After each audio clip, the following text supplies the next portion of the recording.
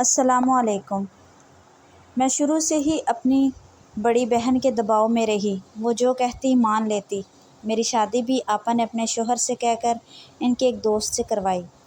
میرے شوہر بہت اچھے انسان تھے، وہ مجھے بہت چاہتے تھے، مگر میں میکے کی محبت میں کھوئی رہتی، چونکہ میں بیاہ کر دوسرے شہر چلی گئی تھی، میکے سے دور ہو گئی تھی، اس لیے گھر والوں کے لیے اداس رہتی۔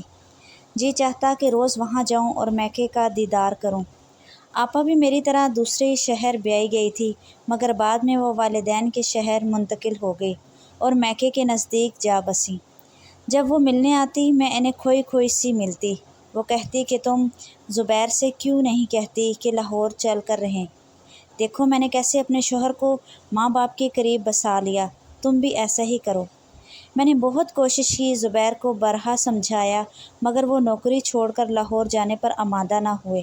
انہوں نے کہا کہ میں نے بڑی محنت سے یہ مکان بنایا ہے، سرکاری ملازمت ہے، میں ملتان کو چھوڑ کر لاہور نہیں جا سکتا، تمہیں میرے ساتھ یہیں رہنا ہوگا۔ وقت گزرتا گیا، میں کڑکتی رہی، میرے 4 بچے ہو گئے۔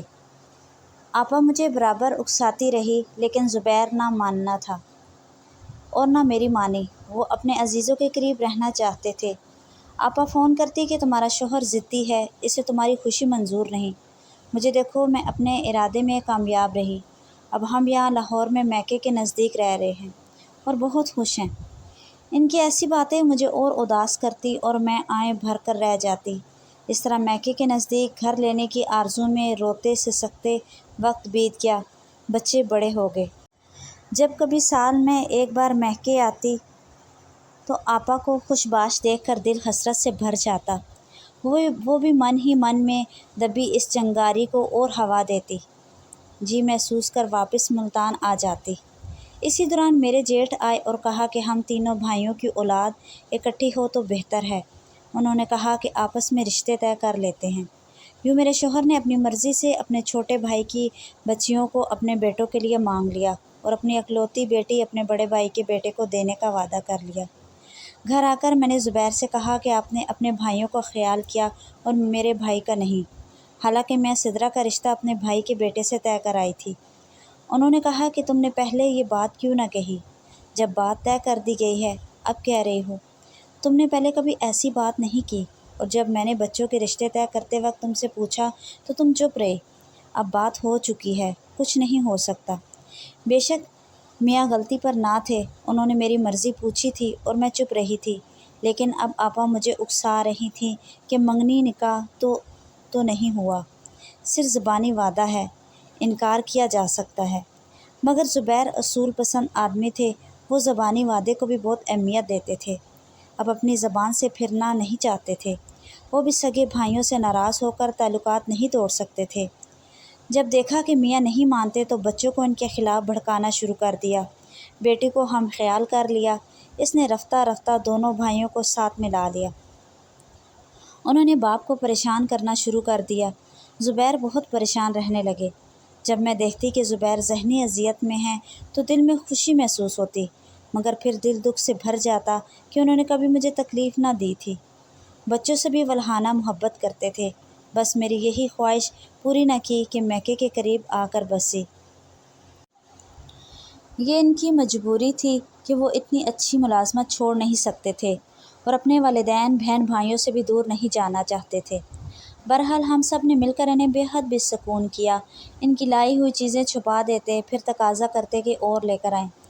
جب وہ پریشان ہونے لگے، ان سے غلطیاں سرزد ہونے لگیں، دفتری امور میں غفلت ہوئی اور انہیں چارج شیٹ مل گئی، نوبت یہاں تک پہنچی کہ انہیں قبل از وقت ریٹائرمنٹ لینا پڑی۔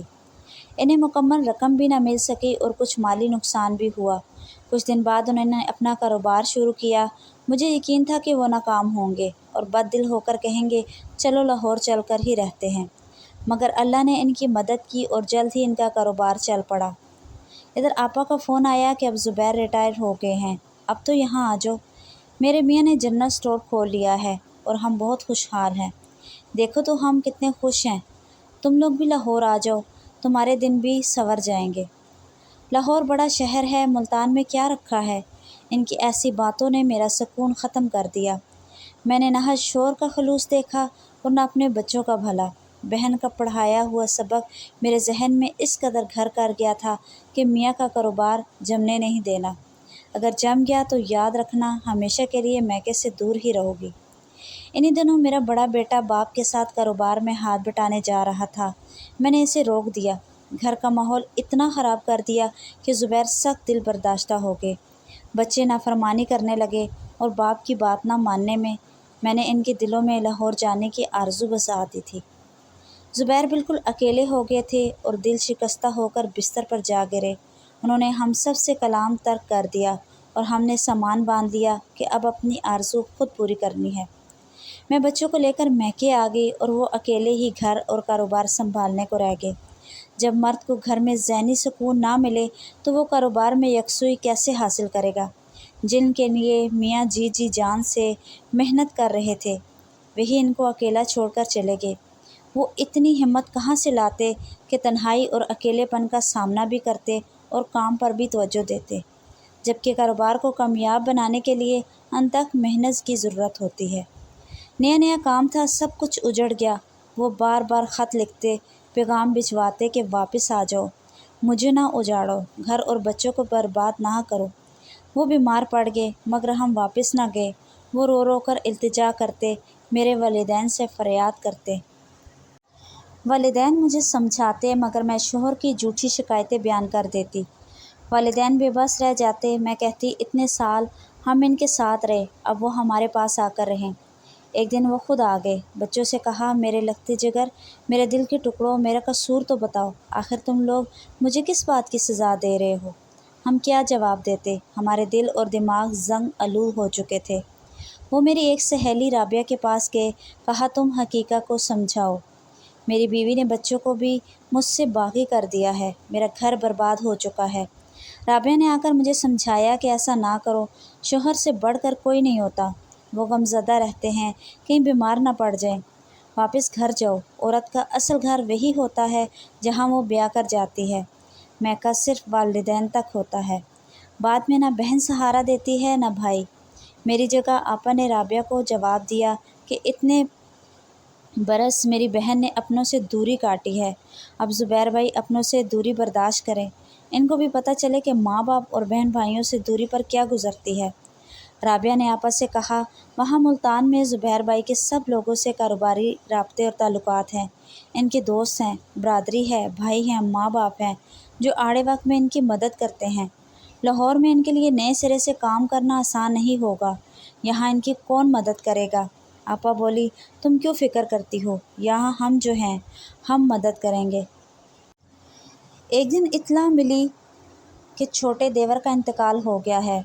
ہم ملتان آ گئے۔ وہاں آنے جانے والی عورت نے پوچھا کہ تم میاں کا گھر چھوڑ کر کیوں چلی گئی تھی؟ تو میں نے سبھی سے میاں کی غلط شکایتیں کی۔ اس پر عورتوں نے زبیر کو برا سمجھنے کی بجائے مجھے کو سمجھایا کہ تم مان جاؤ اور میاں کو دوش مت دو، کیونکہ تمام عرصہ زبیر نے تمہارا خیال رکھا ہے، اتنا اچھا گھر بنایا ہے، تمہارے لیے محنت کی ہے، کمایا ہے، اب اس عمر میں ان کو اکیلے کر جانا ٹھیک نہیں۔